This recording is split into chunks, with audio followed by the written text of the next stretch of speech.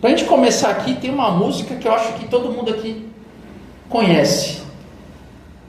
É aquela do Davi Sasser. Não sei se ele estava ainda Toque no Altar, né? Toque no Altar, né? Que ele cantava. Ou é a Casa na Arca. Eu sempre confundo. Os dois. Você quer o refrão é o seguinte: Deus de aliança, Deus de promessas, Deus que não é homem pra mentir, tudo pode passar, tudo pode mudar, mas tua palavra vai se cumprir. O pessoal lembra essa música? Quem bate aí, ó? Qual que é o time que eu vou cantar? No The Voice. Não, mas você tá cantando bem. Tá aí. Hoje eu vi aqui, ó, ela cantando aqui e tal. Caramba, Aline Balsa aqui não é a cara. Tá? Então, essa música é muito bonita, né? Mas você já viu, vocês prestaram atenção, Deus de aliança, Deus de promessas? A nossa fé cristã, no meio evangélico, está firmada em promessas, né? Promessas de Deus. Olha, eu vou atrás da vitória, Deus tem promessas para mim, eu vou pegar para mim essas promessas. Então, toda a fé cristã, muitas vezes é baseada nas promessas de Deus que Ele tem para a gente, que Ele é um Deus que não revoga as promessas, que Ele cumpre as promessas. Só que, por outro lado, e nós? Nós também somos pessoas de promessa? Ou cumprimos as promessas que fazemos? Porque hoje a gente vai continuar no Sermão do Monte, uma parte a qual Jesus ele vai tratar de 6 assuntos sobre o que a religião judaica, os líderes fariseus e os escribas têm feito com a fé, de forma que interpretaram a lei segundo as suas vontades e seus prazeres para viver uma fé mentirosa, uma fé falsa. Hoje é uma sequência sobre juramentos. Da mesma forma que a gente viu nos sermões anteriores sobre adultério, sobre o divórcio, ele está bem conectado porque todos eles estão meio que voltados sobre esse tema de juramento, de seguir um compromisso. E aqui não é diferente. E aqui eu botei o nome do tema da seguinte forma: o seu sim é realmente sim? Integridade na era das meias verdades. Hoje as palavras já não têm mais valor, não é verdade? Parece que a palavra promete, você nem dá crédito. Mas a gente também é assim. Então eu trouxe até uma imagem aqui interessante só para dizer o quanto isso está tão imbuído na nossa mente, a gente nem percebe. Quando vocês assinam um streaming, ou compram um cartão de crédito, ou qualquer coisa, você vai entrar no link e tem tem uma barrinha minúscula e um monte de texto para você ler, não é isso? Aí você passa tudo e no final li e aceita os termos, não é isso? Alguém já parou para ler tudo aquilo? Não, li, você vai, não. Você passa rápido para que ele fique possível de você marcar e você passar logo para frente, não é isso? Então nós aceitamos os termos, nós estamos nos comprometendo com aquilo que nem sabemos. E beleza, segue a vida. Mas a primeira chance de dar algo errado para você, você fala: opa, peraí, eu não vi isso, onde está escrito isso? Peraí, o que foi? Não, estou sendo prejudicado, não tem coisa errada aí. Não, pô, você assinou os termos, lembra? Aí a pessoa lá, o gerente, ou sei lá o que você assinou, ele vai vir com aquele calhamaço impresso, tá aqui, ó. Item 305.202.3.2A, inciso 1, a linha B. Tá aqui, você assinou, tá marcado. Já era. Se você não pagar isso aqui, é juros de 300%. Você não viu? Não, mas peraí, não, você já perdeu. Então todos nós clicamos nisso e ninguém lê. Aqui também é um compromisso, não é verdade? Ou não? Ou não tem valor nenhum? É um compromisso. Então esse pequeno ato dessa brincadeira que eu fiz aqui mostra qual que é a nossa visão de mundo quanto a isso. Hoje o juramento ele já começa morto. O juramento ele já começa lá, isso aí já não vai longe. Esse juramento aí, esse compromisso não vai longe. Aceitamos um compromisso fácil porque sabemos que a mentira ela é aceitável. Então, se o juramento perde sentido, a gente já entende que a mentira é aceitável. Pense comigo, se vocês aceitam um juramento que não vai ser cumprido, vocês já na sua cabeça já colocam o seguinte: a mentira ela é aceitável. Então hoje, vivemos numa época que a palavra perdeu o valor. Os avós de vocês, né, ou o Cláudio, deve saber disso, né? Brincadeira, Cláudio. Não tinha aquela coisa do fio da barba lá? O fio da barba, ficava prometindo fio da barba, não tinha testemunha, mas o cara, né, fio do bigode, né, cara, o pessoal comprometia sem testemunha e o cara se dedicava a isso. Os meus pais, eles são já idosos, mais de 80 anos, é como se eles fossem meus avós. Eles têm um valor para o seu nome, né, uma dedicação que eles fazem tripas de coração para que o nome deles seja, é meu nome. Se for pensar, já tem idade, eles podiam pôr chapéu, né? Fazer um crediário ali, um cartão de crédito monstro, não vou pagar mesmo, não vou estar vivo para ver a conta pagar. Eles poderiam fazer um monte de coisa, mas não. Eles se comprometem, não vou pagar. E quando acontece uma conta, eles esquecem, que nem minha mãe esqueceu uma conta agora. Minha mãe não dormia, nossa, a conta, tem que pagar essa conta tal. Porque tem um compromisso com o nome deles. É importante. Hoje a gente tem essa preocupação? Não tem essa preocupação, a gente está nem aí. E isso é mais comum, né, quando a pessoa tem mais cultura, mais ensino, ela sabe como é que é o esquema jurídico, ela mais ainda se entrega a falsos compromissos e juramentos. A gente vê isso na política, principalmente. A gente vê isso nas grandes mega empresas. O cara assume compromissos, pega empréstimo, vai e volta e está nem aí. Ele não está nem preocupado com o resultado negativo daqueles compromissos que ele fez, que pessoas serão prejudicadas. Não importa, ele não está nem aí. A gente entende como se isso fosse uma verdade. Então, isso faz parte de um bolo da sociedade dos vínculos frágeis, que a gente tem falado aqui desde o início.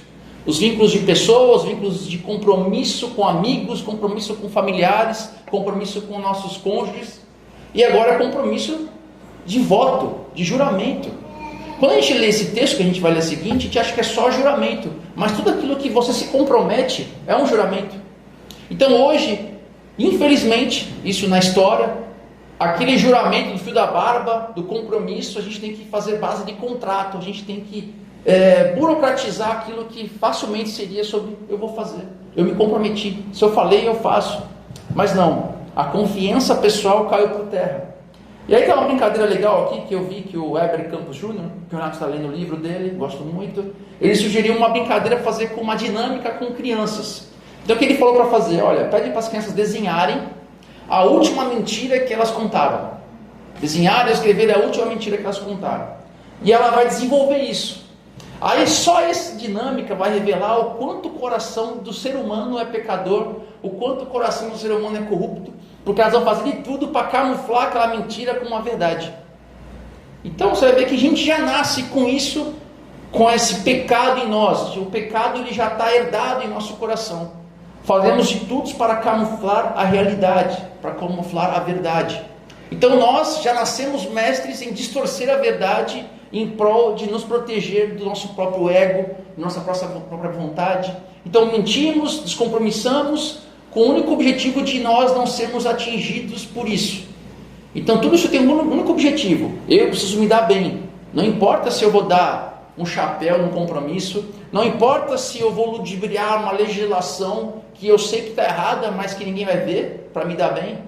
O que importa é eu ter um bom resultado. A gente viu, né, um tempo atrás, eu não sei qual que foi o caso, mas um vídeo do cara agradecendo na frente da igreja que Deus tinha abençoado ele por ter se convertido, abençoado e tal, conseguido bens. Depois foi ver, o cara caiu em corrupção do governo. Então ele estava agradecendo na frente da igreja, num culto, todo mundo vibrando, e ele tinha sido caído num processo de corrupção. Várias e várias pessoas sofrendo porque ele estava agradecendo a Deus pela corrupção. Um vídeo antigo, que eu até vi essa semana no curso que eu estou fazendo de Cosmovisão, um vídeo antigo mostra uma câmera escondida que a polícia colocou na sala de um deputado ou senador, que os caras estavam lá orando pelo suborno, agradecendo a Deus pelo suborno que eles estavam fazendo. Então eles fizeram uma rodinha, deram as mãos e agradeceram a Deus por isso. Olha só que loucura. Isso é loucura. Como uma pessoa pode achar que isso é bom? Então hoje nós temos um tempo que, além de eu gosto de falar também da pós-modernidade, nós vamos à pós-verdade. O que é pós-verdade? A verdade também morreu. Antigamente a verdade era absoluta, não tinha contraponto. Então lembra você há 200 anos atrás, 100 anos atrás, eu não estou querendo falar que o passado é melhor que o hoje. Existe essa tendência de sempre que é antigo é melhor do que o novo.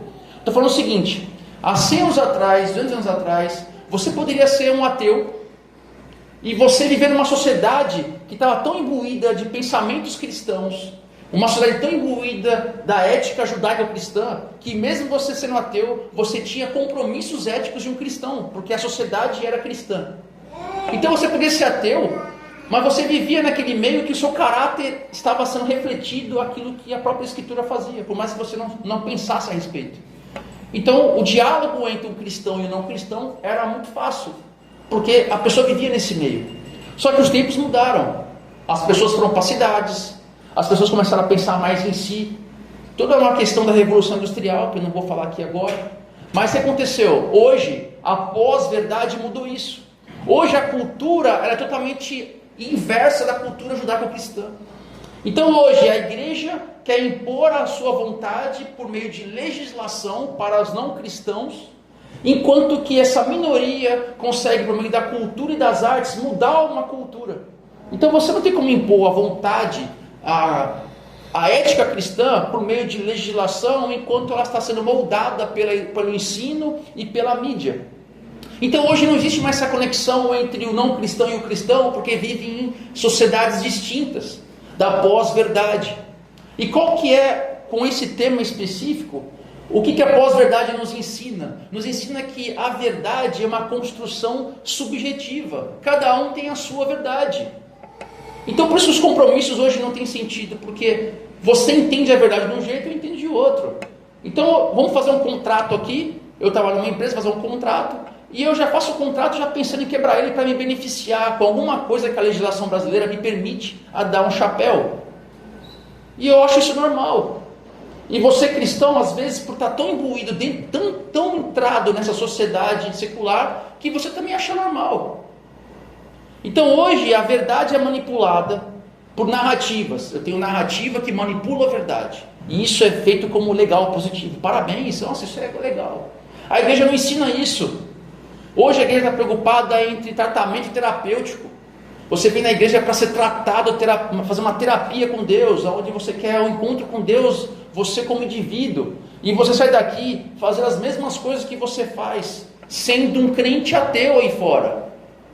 A igreja tem que ensinar o evangelho para que esse evangelho racionalmente seja entendido e transforme o seu coração para que você entenda as aplicações do evangelho no dia a dia. Essa é a questão do evangelho. Ela não pode ser racional demais, mas não terapêutica demais, onde você vem aqui só para ser tratado espiritualmente, para você ser afagado as suas dores aqui, as suas aflições. Não é isso. Então sobre esse tema, Jesus nos chama para uma justiça que é muito maior, onde a verdade não é meramente uma conveniência. Eu vou falar a verdade por conveniência, desde que ela não me prejudique. Não. Deus fala que a gente tem que ser verdadeiro apesar das circunstâncias. A gente vai abrir aqui o texto, Mateus 5, de 33 a 37.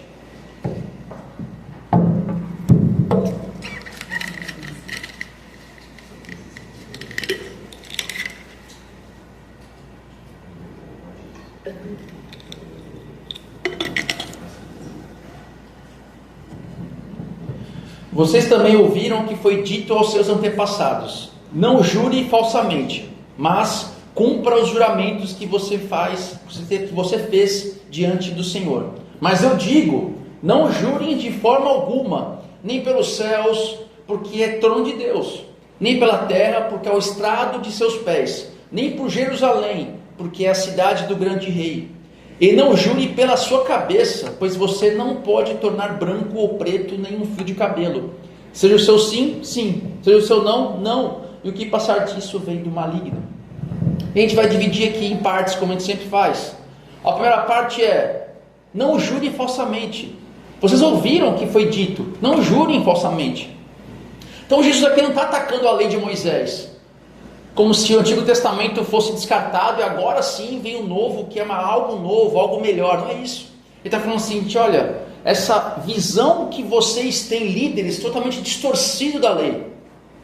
Porque como a gente sempre tem dito aqui, nessas 6 partes, a qual hoje é a 4ª parte, os escribas, os fariseus, elaboraram juramentos e regras, afirmando o seguinte: olha, se eu colocar níveis de juramento, eu já vou colocar níveis pelas quais eu posso jurar, já pensando em descumprir. Olha só. Então, eles fizeram o seguinte aspecto: olha, as formas de juramento que não tivessem o nome de Deus, eu posso descumprir. Olha só, eu não sou penalizado, porque olha, se eu jurar por Deus, aí lascou, aí eu preciso cumprir, é obrigatório. Mas se eu jurar pelo templo, não, tranquilo. Mas se eu jurar pelo ouro que está dentro do templo, é muito mais santo do que o próprio templo. Olha só o que eles fizeram de análise. Aí sim, aí tem mais um peso maior do que isso. E a gente vê isso em Mateus 23:16, que eu vou ler aqui rapidinho para vocês. Ai de vocês, guias cegos, vocês dizem: se alguém jurar pelo templo, isso nada significa. Mas se alguém jurar pelo ouro do templo, está obrigado por esse juramento. Cegos insensatos, que é mais importante, o ouro ou o templo que santifica o ouro? Vocês também dizem: se alguém jurar pelo altar, isso nada significa. Mas se alguém jurar pela oferta que está sobre ele, está obrigado por esse juramento. Cegos, que é mais importante, a oferta ou o altar, que santifica a oferta? Portanto, aquele que jurar pelo altar, jura por ele e por tudo que está nele. E o que jurar pelo templo, jura por ele e por aquele que nele habita. E aquele que jurar pelos céus, jura pelo trono de Deus e por aquele que nele está assentado. Olha que loucura! Criou níveis de juramento ao qual eu já coloco um juramento que eu posso descumprir. Antônio Carlos Costa, que é um pastor que eu gosto muito, ele fala que isso chama-se cultura da malandragem religiosa. Ele, como um bom carioca, colocou esse nome muito bom, cultura da malandragem religiosa. Ou seja, usavam o sagrado para que no cotidiano eles pudessem validar mentiras. Então eles dizem o que é santo, o que é sagrado, o que é de Deus, para validar uma vida de mentiras. E a gente vê isso diariamente. A gente vê isso no âmbito religioso, várias vezes pessoas usando o nome de Deus para pautas pessoais, para pautas políticas, ou para se esconder do pecado que eles cometem, para impor a vontade deles na igreja. Então a gente vê isso de forma ampla. Esse texto aqui, ele é amplo, ele vai muito mais do que meramente juramento. Ou seja, se alguém sente a necessidade de falar o seguinte: olha, eu juro por Deus que é verdade. A gente fala isso, né? Olha, eu juro por Deus, hein? Quando a pessoa é pega surpreendidamente no erro, não, você não está entendendo, não é isso que você está imaginando. Eu juro por Deus que eu não fiz isso. Eu juro por Deus que isso não é verdade. Ela está admitindo implicitamente o seguinte: a própria palavra dela não tem valor. Porque se ela fala: eu juro. Não, agora eu juro por Deus. Não parece que tem mais peso? Então quando você fala eu juro, então você não é confiável, mas juro por Deus, você está colocando sobre Deus, fala assim: caramba, agora sim tem verdade nisso aí. Ou seja, usamos o nome de Deus, usamos as coisas que são de Deus para encobrir a minha falta de caráter. Isso é um absurdo, isso é um mau testemunho de nós cristãos fazermos isso. Mas não é exatamente isso que nós fazemos. A cultura, ela discipula, eu falei isso já nos últimos 2 sermões. A cultura não é inerte, a cultura ela tem um discipulado, ela quer discipular a gente. Então, não estou falando que a cultura toda é ruim, a gente tem que ter discernimento para entender o que ela está discipulando, porque pela graça comum de Deus, muita coisa boa a gente aprende da cultura, mas muita coisa ruim ela quer nos ensinar. Toda transformação cultural passa pela cultura. Toda mudança, toda imposição de pautas, elas têm um sentido de passar pela cultura para acharmos palatáveis aquilo, para que a próxima geração ache que isso é comum. Mas nós aprendemos na cultura que a verdade pode ser manipulada desde que a minha vontade seja ok, seja aceita. Então eu posso quebrar promessas, contratos para que eu possa me satisfazer. Podemos manipular a verdade desde que o procedimento legal seja seguido. Então eu faço de tudo, eu uso a lei, eu uso normas, eu uso aquilo que, brechas da lei, eu uso o judiciário para me beneficiar. Então, quantas e quantas vezes, naquela época, anos 2000, e eu refleti em casa sobre isso, as pessoas iam para o banco, porque tinha a interpretação que mais de 15 minutos de fila, meia hora de espera, você pegava o ticketzinho, né? Roberto, é meia hora, eu não lembro. Não, eu vou lá no banco no dia bombando, porque vou pegar o papel e vou ganhar na justiça. Quantos amigos meu crente Fala assim, cara, se você fizer isso já me manda que é na hora, é fácil, vai no jurado especial lá e ganhou.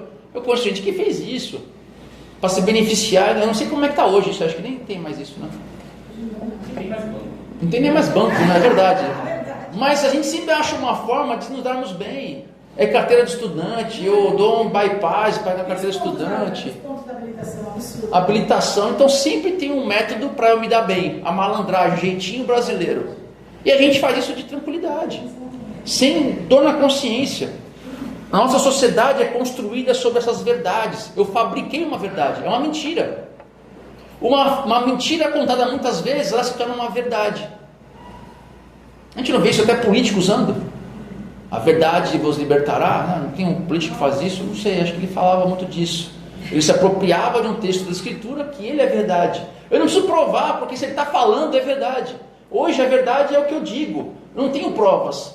Não preciso provar. Eu estou dizendo. O que importa é o que eu estou falando. E a gente vê isso na igreja, não é? Renato, não sei o que lá. Caramba, o cara foi duro. Eu estou falando que Deus está falando comigo. Quando o cara fala isso, o que está acontecendo?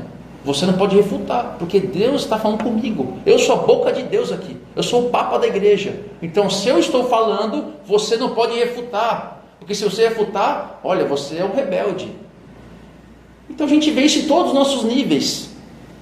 Em todos os nossos níveis. Então, nós fabricamos verdades e nós manipulamos para que nós afaguemos o nosso ego. Então, se for possível, vamos enganar o imposto de renda para nos beneficiar, vamos fazer de tudo. Não, isso aqui é injusto, a gente justifica. Isso aqui é injusto, olha, 27% e não sei o que. Não, olha só isso, vou dar um jeito. Então, nota fiscal aí. Aí eu tenho um amigo que é dentista, um amigo que é não sei o que, notinha aqui, volta para cá, e a gente acerta. Mas a gente reclama do político. Nossa, você é corrupto, é um bandido. A esquerda vai socializar o país. A esquerda vai acabar com a fé cristã. Só que aí eu estou dando chapéu no imposto de renda, aí não tem problema. Então a gente cria monstros, a gente cria inimigos, mas você é inimigo, o seu pior inimigo é você mesmo. A gente cria grandes inimigos, mas você é o seu pior inimigo. Então a gente faz promessas para não cumprir. Inventamos desculpas e achamos que tudo isso é normal. Normal. A verdade tornou-se uma mentira. E ela é uma mentira tão mal contada que a verdade, essa mentira, né, que virou uma verdade, ela se tornou elástica.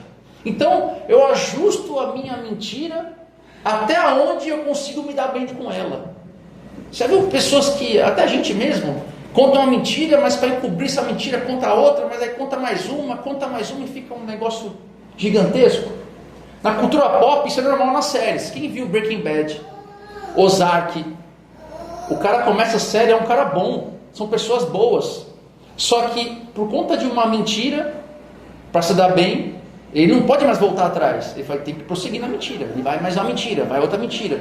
A última temporada, a mentira vira um negócio assim que não tem mais volta. É mais ou menos isso. É mais ou menos isso que nós vivemos às vezes. Mas Jesus vai aqui, vai no cerne da questão. Nesses pontos todos aqui que nós vimos, o cerne não é a mentira em si. O cerne é a intenção do coração. Porque quais são as suas fidelidades? Quais são os seus afetos?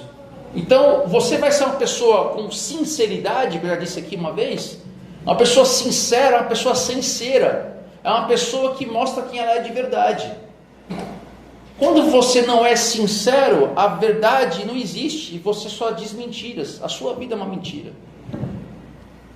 Não é isso que nós vemos nos políticos, mas será que nós não fazemos os mesmos? Será que nós não somos tão corruptos como eles porque não temos a oportunidade que eles têm? Já pararam para refletir nisso? Não, esse cara é corrupto. Mas será que você não seria pior se você tivesse a mesma oportunidade que ele? Que nós pensemos isso. Vamos prosseguir aqui para a próxima parte. Mas eu lhes digo, não jurem de forma alguma pelos céus, pela terra, por Jerusalém, nem pela cabeça. Jesus proíbe aqui, não o juramento em si, mas ele proíbe esse juramento solene, que não tem sentido. Porque esse juramento que é muitas vezes solene, é meramente arrogância. Essa arrogância que você tem de controlar a realidade. Quem é você para jurar por alguma coisa se você não tem controle sobre ela? Eu vou jurar pelo meu Porsche. Eu juro pelo meu Porsche. Eu não tenho um Porsche, como é que eu vou jurar por isso? Eu não tenho filho, eu juro pelos meus filhos, eu não tenho filho. Então, é mais ou menos isso. Como é que você pode jurar pelo céu, pela terra, por tudo que tem de mais sagrado? Eu juro por tudo que tem de mais sagrado. Eu juro pela minha mãe mortinha, eu juro por não sei quem. Eu juro pela cabeça dos meus filhos, eu juro, você não tem controle sobre nada disso, porque você é o mordomo das coisas de Deus. Isso não vai mudar em nada, seu juramento.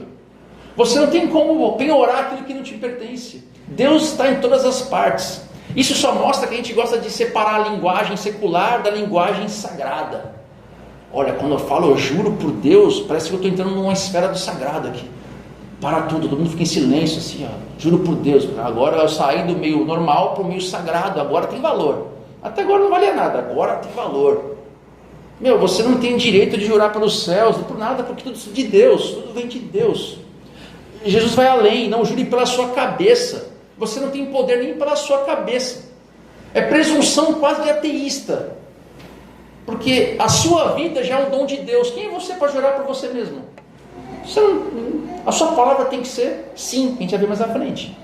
Então, isso tudo é fruto da nossa vivência social, que diz o seguinte: olha, Felipe, você é dono do seu destino. Então, não importa os meios para chegar aos seus fins. Se você precisar inverter tudo, a gente já viu isso, a gente já viveu com pessoas que fizeram isso. Não importa os meios, eu tenho que chegar no meu fim. Qual que é o meu objetivo? Então, se eu precisar descompromissar, se eu precisar não atender os seus requisitos de juramento e compromisso, se eu não for leal à amizade, não importa, é importante aos fins, não os meios. Mas Deus nos ensina que nós temos que ter dependência total. Temos que ter dependência total de Deus. Nem que doa para cumprir. Nem que doa. Então, em vez de fazer juras arrogantes, não, Felipe, conta comigo. Conta comigo. O cara tem que fazer o seguinte: cara, eu sou pecador, então se o senhor quiser, a gente vai fazer isso. Se for possível, eu farei. Eu sou pecador, eu preciso de você para que eu possa cumprir aquilo que eu estou falando que eu vou cumprir. É igual um casamento. Se os dois não estiverem juntos para cumprir esse voto, não vai cumprir. É 2 em 1. Mas seja o seu sim, sim, o seu não, não. O que passar disso vem do maligno. Essa frase a gente vê muito por aí. Mas aqui tem um choque do Evangelho. Porque Bonhoeffer, aquele que morreu, ele foi para a Alemanha para morrer ali no nazismo. Ele argumenta que a própria existência do juramento é a prova que a mentira domina o mundo. Se existe juramento, é que a mentira domina o mundo. Porque, cara, não tem sentido existir juramento se todo mundo fosse verdadeiro, se todo mundo cumprisse os seus compromissos. Se o ser humano não mentisse, o juramento, ninguém saberia o que seria. Seria inútil. Mas nós dizemos que queremos fazer a verdade, queremos viver pela verdade. Mas na verdade, quando a gente está falando isso, a gente está falando para mentira. Olha, mentira, você tem poder sobre isso. Eu não estou falando aqui que a sua palavra tem poder, que a gente ouve muitos nas igrejas aí, né? Olha, a sua palavra tem poder para mover, né, Cláudio? A palavra tem poder. A sua palavra movimenta o sobrenatural, né? Olha, a palavra movimenta, olha a sua palavra. Aí a gente coloca nessa o determinismo, a declaração de verdades. Cara, a palavra tem poder. Você não cumpre seus juramentos, como que a palavra tem poder? Ela tem poder mesmo. Porque a palavra tem poder, porque o que você diz pela boca testemunha a fé que você tem. Aí sim a palavra tem poder. Quando a gente fala de poder, a gente gosta muito de fazer coisas miraculosas e sobrenaturais. Mas ela tem poder porque o que você fala e o que você faz é um testemunho de que a verdade está no Evangelho. Então, em vez de você ficar falando de declarar e depositar a fé e resgatar a bênção, agora, se você é o cara que fala o seguinte: olha, o Renato chegou aqui, pô, Renato, você pode confiar. Cara, isso é um negócio que esse é testemunho do Evangelho.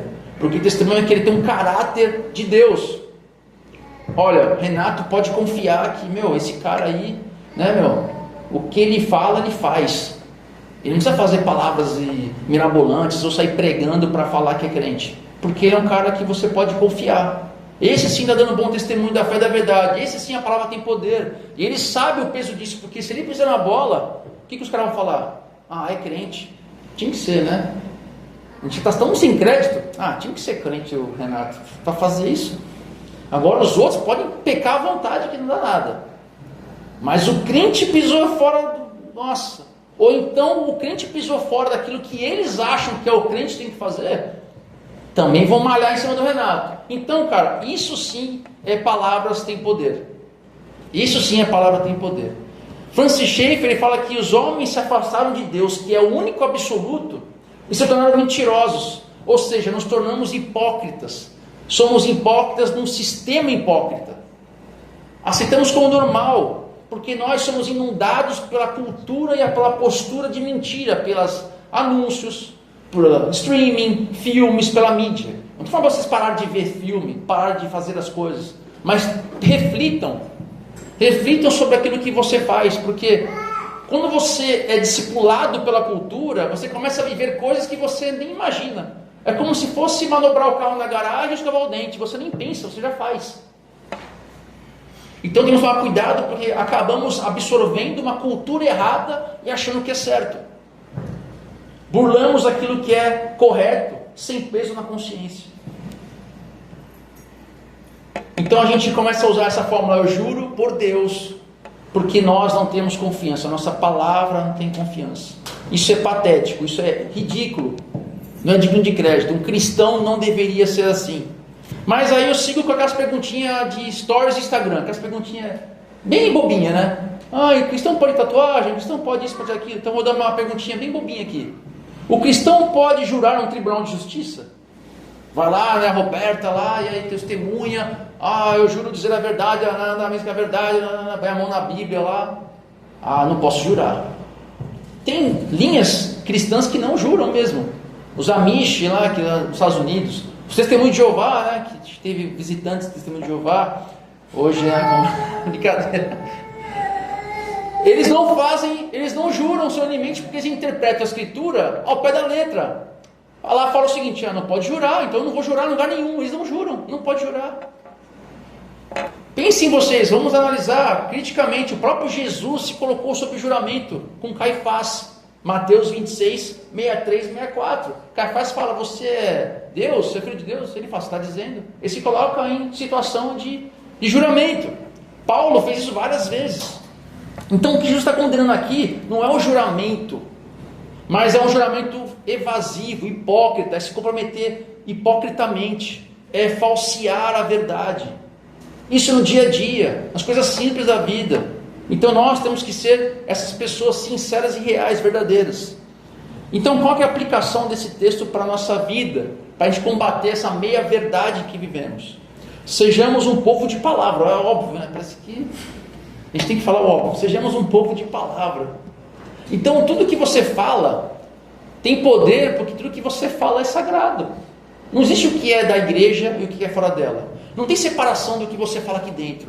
Aqui dentro é sagrado, o pessoal, aí você se contém, você ri menos, você faz menos piada, que aqui é um lugar sério, né? Faz menos piada. Aí lá fora você pode ser você mesmo. É uma mentira isso.